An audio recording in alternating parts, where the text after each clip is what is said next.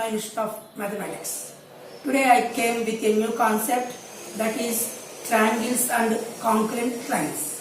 Here mainly we will discuss about perpendicular bisectors of the sides.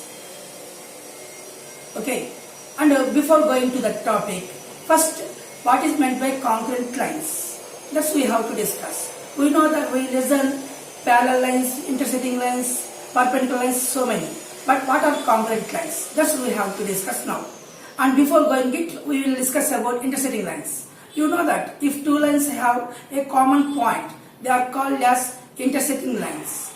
Now in the picture you can see, here two lines M and N, both are having a common point O. So they are called as intersecting lines. Intersecting lines. In the same way, if three or more lines have a common point, they are called as congruent lines. In the picture you can see the lines L, M, N, O. They have a common point P. So they are called as congruent lines. So here you can see main important thing, if two lines have a common point, they are called as intersecting lines. If three or more lines have a common point, they are called as congruent lines. That is the main difference between congruent lines and intersecting lines. Now we will discuss about triangle and its congruent lines. Mainly in triangles, we have four types of congruent lines. They are perpendicular bisectors of the sides, and angle bisectors of the angle bisectors, and also medians, and also altitudes. Here in this today we are going to discuss mainly about the perpendicular bisectors of the sides. Okay, what is meant by a perpendicular bisector of the side? You know that for a line segment we can draw infinitely many perpendicular lines, and also we can draw infinitely many lines which are passing through the midpoint of the side. That means line segment. But combine this both, that means the line which is perpendicular to the given line segment and passing through the midpoint of the side is called as perpendicular bisector of the side. So a perpendicular bisector is always making 90 degrees angle and passes through the midpoint of the line segment. That is called as perpendicular bisector. Now you know that in a triangle there are three sides. So we can draw three perpendicular bisectors. Observe the picture. In that one, a triangle, I draw a triangle. There are three sides. They are perpendicular. So we can draw three perpendicular bisectors. Now observing that the three perpendicular bisectors are intersecting at a common point. That point is called as circumcenter. The point of intersecting, the point of congruence of the perpendicular bisectors is called as circumcenter. It is denoted by the letter S. Of course, some members will represent it with different letters.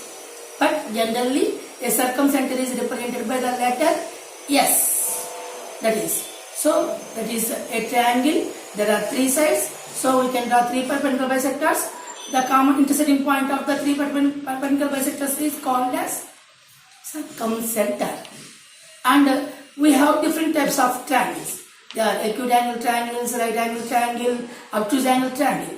Then what is the position of the circumcenter in the three triangles? For example, if you take acute angle triangle, there the perpendicular bisectors intersect inside of the triangle. So circumcenter lies interior of the triangle.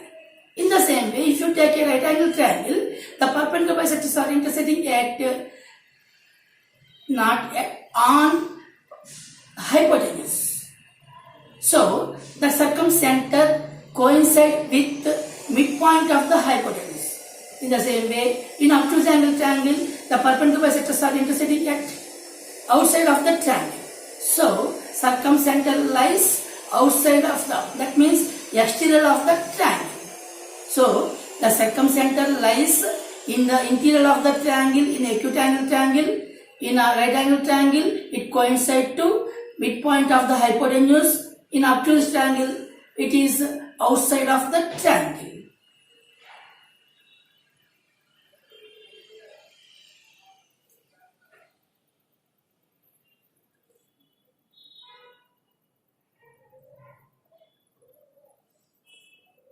Okay, now come to properties of circumcenter.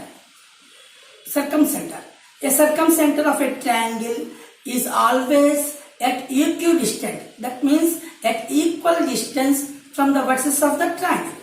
That means if you take a triangle ABC, if the circumcenter is S, then S is at equal distance from ABC. That means SA equal to SB equal to SC. That means it is at equal distance from the vertices. So, if you take S as the center and SA or SB or SC as the radius, that means the distance from the vertex to circumcenter as the radius. If you draw a circle, it passes through 3 vertices of the triangle because it is at equal distance. So, if you draw a circle, it passes through the 3 vertices of the triangle. That circle is called as circumcircle of the triangle. Circumcircle of the triangle. That means the circumcircle passes through 3 vertices of the triangle. You can see that it may be acute angle triangle or obtuse angle triangle or right angle triangle. We can see that you can draw a circumcircle for them. And you can notice one thing, we can draw only one circumcircle for any triangle. It may be acute angle triangle or right angle triangle or obtuse angle triangle. It may be any triangle, we can draw only one circumcircle. And you can see that in the picture, in the acute angle triangle, circumcenter lies inside and the circle passes through 3 vertices. In the right angle triangle, it coincides to the midpoint of the hypotenuse and the circle passes through the 3 vertices. In the obtuse angle triangle, circumcenter is outside of the triangle but circle passes through the 3 vertices. Thank you. In the next video, I will come with another concept that is also about circumcircle.